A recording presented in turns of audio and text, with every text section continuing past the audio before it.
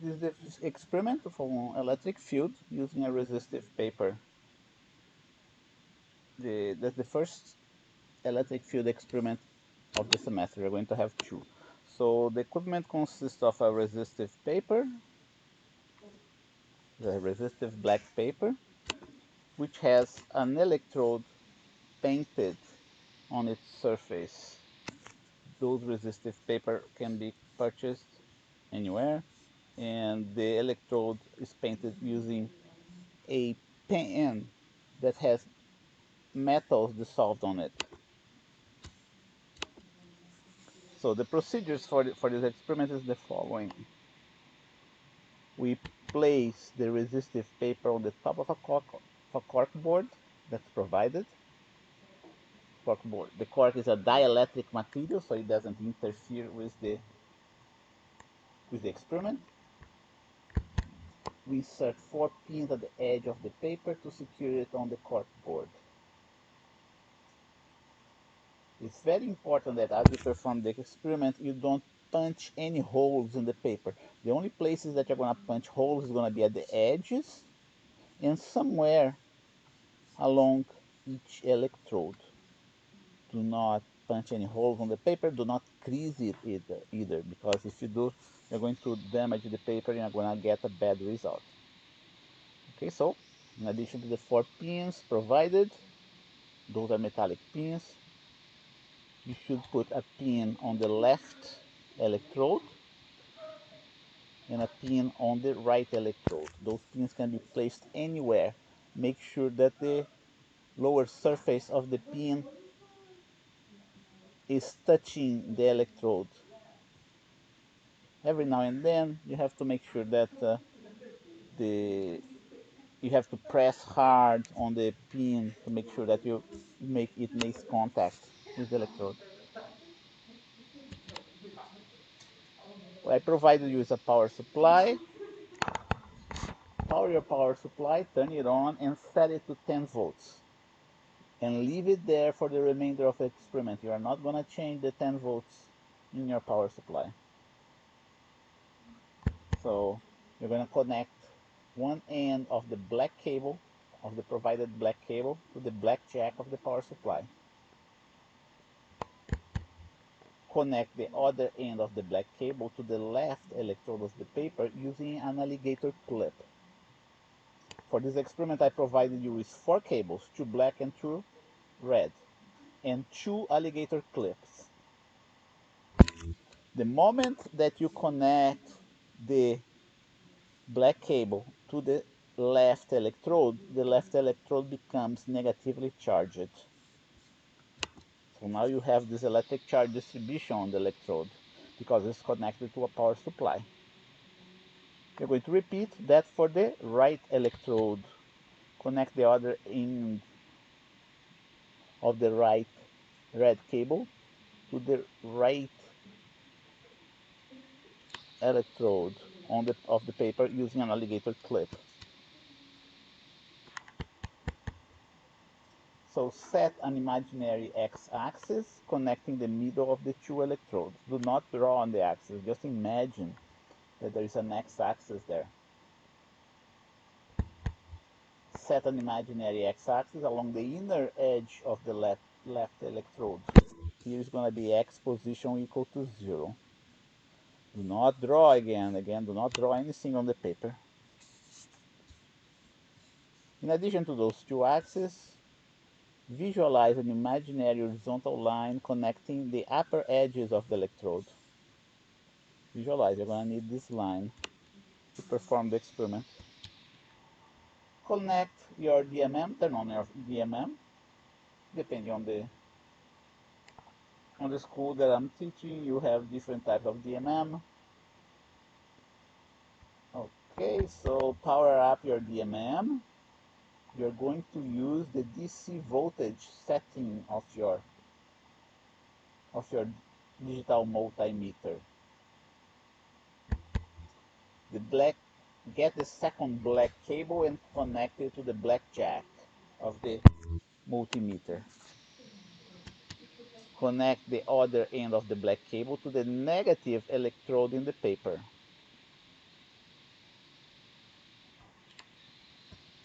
Repeat that for the red probe.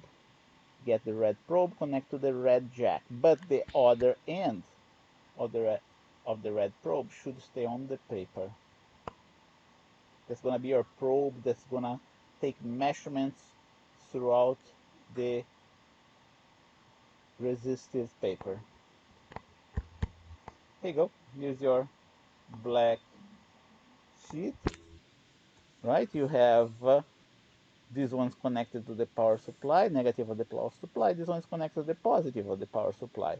But also, the black cable that goes to the multimeter is connected to this electrode as well. Whereas the red cable, the red probe, you're going to probe throughout the paper. I'm going to show you how to do that. Before we start the experiment, we are going to make sure that everything is set up correctly. The first thing that you're going to do, you're going to get the red probe that comes from the multimeter.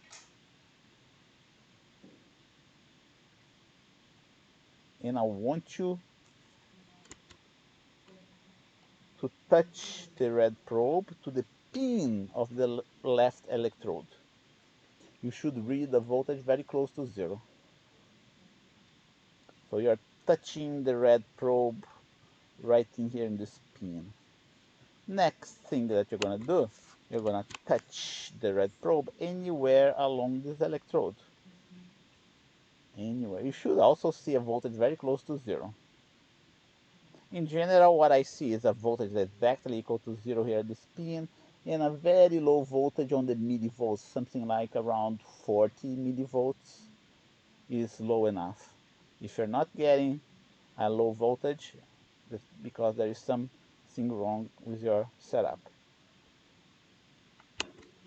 We did this test in the negative electrode. Now we're going to repeat this test for the positive electrode. Touch the red probe on the pin of the right electrode, this pin right in here. This voltage should be close to 10 volts. And then touch it anywhere along the electrode. Not again, it should be very close to 10 volts. It's not close to 10 volts. There is something wrong, and we have to troubleshoot your experiment to see what's going on. Okay? In the next step, you're gonna get the red probe of your multimeter and find the value of 1 volt along the x-axis. This point should be as close as possible to the left electrode. Should be somewhere around here. Then you're going to find another point of 3 volts along the x-axis as well. When you get those points, measure the x and y coordinates with the ruler that I provided. Okay, and record it in your spreadsheet. Also record the voltage reading. When you're measuring the 1 volt value, you should record all the significant digits in your multimeter. You're never, in general, you're not going to get exactly 1.000 volts. In general, you're going to get something a little bit off, 1.003. Okay? So make sure you record every significant figure in your measurement. Now you're going to repeat the same thing for the 3 volts along the x-axis. Find a point along the x-axis that's 3 volts. Get your ruler and measure the x position with the ruler and log it in your spreadsheet. The y value should be 0 in this case. And do that for 5 volts, 7 volts, and 9 volts.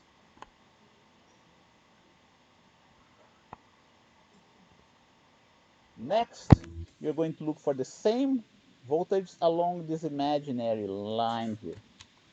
Okay, using the red probe, determine the coordinates of a second 1 volt point along the imaginary upper line. You're using, again, a ruler to find the x and the y. We're going to do for 1 volt, for 3 volts, 5 volts, 7, and 9.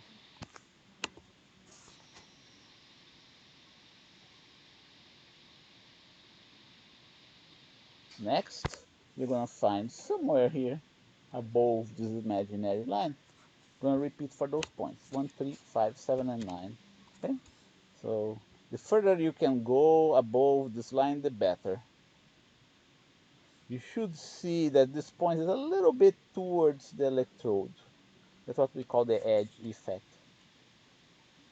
Get the x and y coordinates. Do that for 3, 5, 7, and 9 as well. And then finally,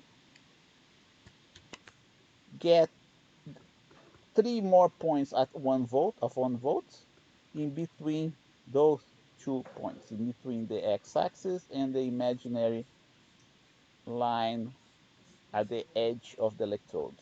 Make sure that those points are evenly spaced. This distance should be the same as this distance, and this distance. Don't bunch up those points in a single spot, okay? Nearby a single spot. As you perform the experiment, you're going to get something like that, more or less like that. Repeat for the other voltage, 3, 5, 7, and 9, getting the x and y coordinates.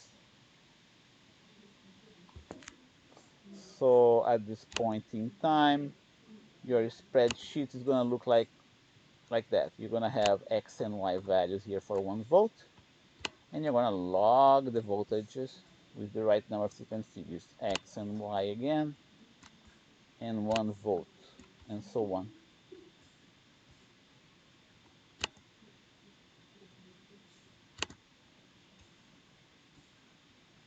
Here's your data, raw data. This table is your raw data. Don't forget to put the units.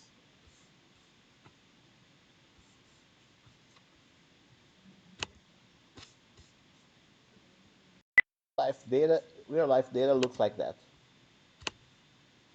Okay? Voltage x and y, voltage x and y, and so on.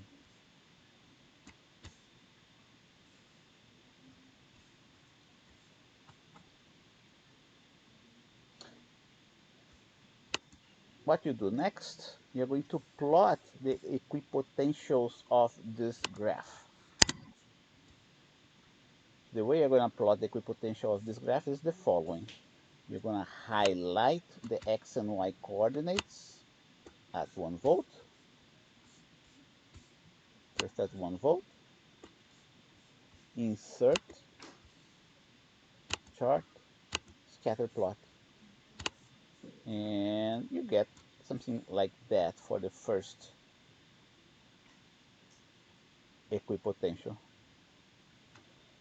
For the next equipotential, you're going to click one of those points, right clicking one of the points, and select data. To ensure that you have everything documented properly, highlight series 1 and add it. Write it down 1 volt, and click OK. Now you are going to plot the other equipotentials. How do you do that? You add, write the series name as 3 volts, highlight the X value for 3 volts,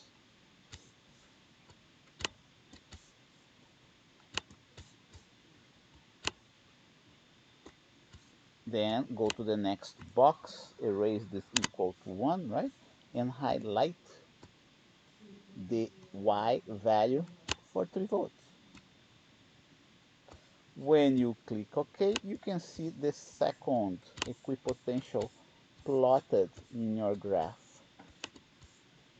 Right in here, let's click OK. Okay. So that's 1 volt, that's 3 volts. Note the important mistake here that was made, right? Here's the edge line between the two electrodes, the line between the two electrodes at the edge. For this 1 volt equipotential, those points are more or less equidistant, but not those, right? In this case, the group put 3 points very close to one another, a mistake that you should avoid. Continue plotting the equipotentials, click one of the points, right click, select data. We are going to go add another equipotential and write down 5 volts. And select the X value of 5 volts. Select the Y value of 5 volts. Click OK. We have another equipotential here.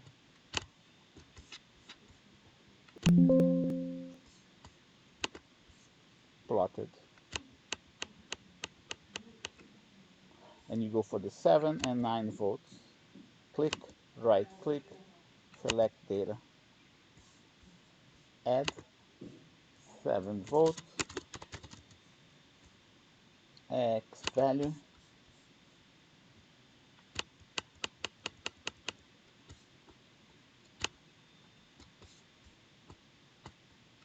and Y value. Click OK and finish for 9 volts. X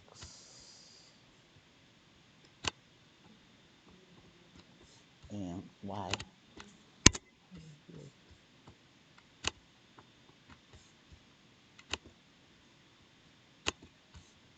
Here is the graph that we get. You can see that almost everything is equidistant, right? The only one that the students bunch up the points is this one right in here. That's the first graph. For the second graph, you should plot the average voltage versus the X average. What is average voltage versus X average? Okay, you know, X average comes from the previous table. For 1 volt, I'm taking the average value of this column here.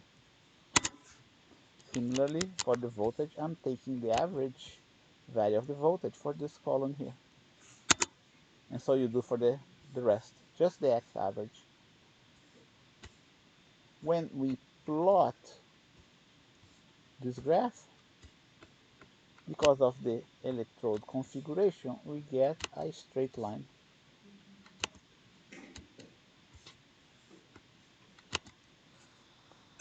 This straight line means that the electric field is uniform.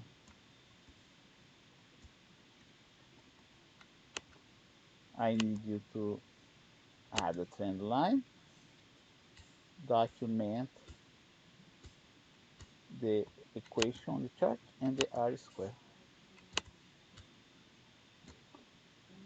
This slope here on the equation is the magnitude of the electric field, which is in this specific case is 57.79 volts per meter.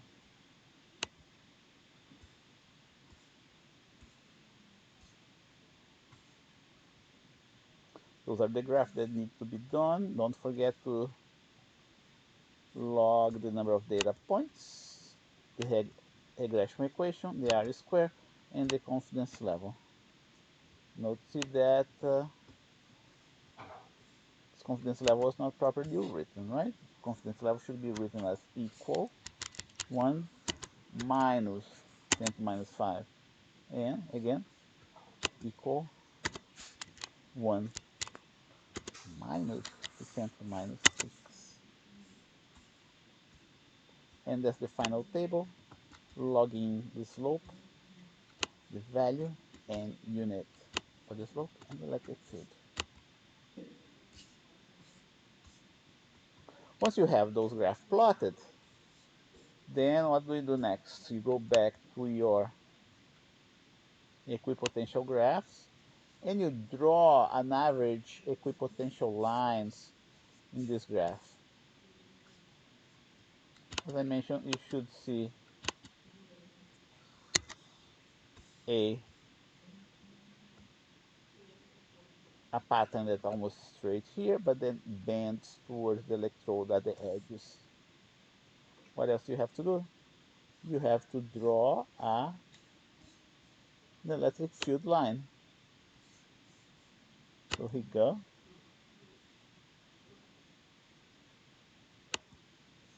Around here, the electric field line should be perpendicular to the equipotential line. So you should get something like that.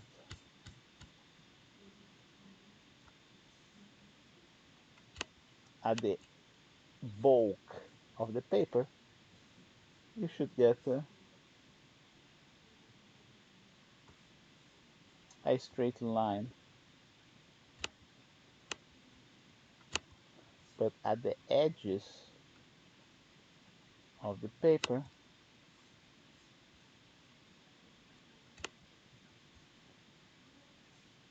you should get something that's more like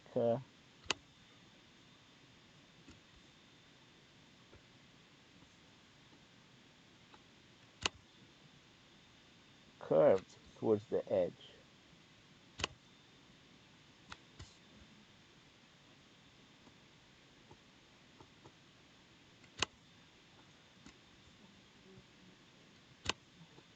There you go.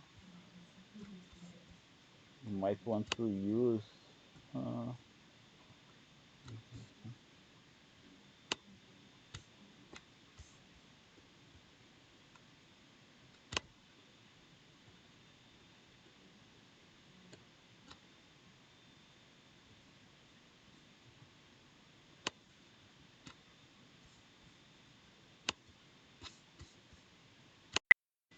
this line should point from the right to the left, and you should put an arrow here.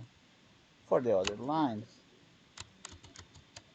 you should have a little bit of an inclination because of the edges of the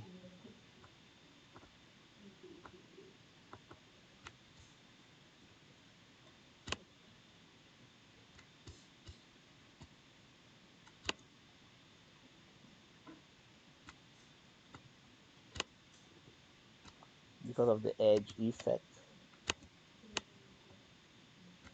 Don't forget to put an arrow there at the end. An arrow that you can put like that.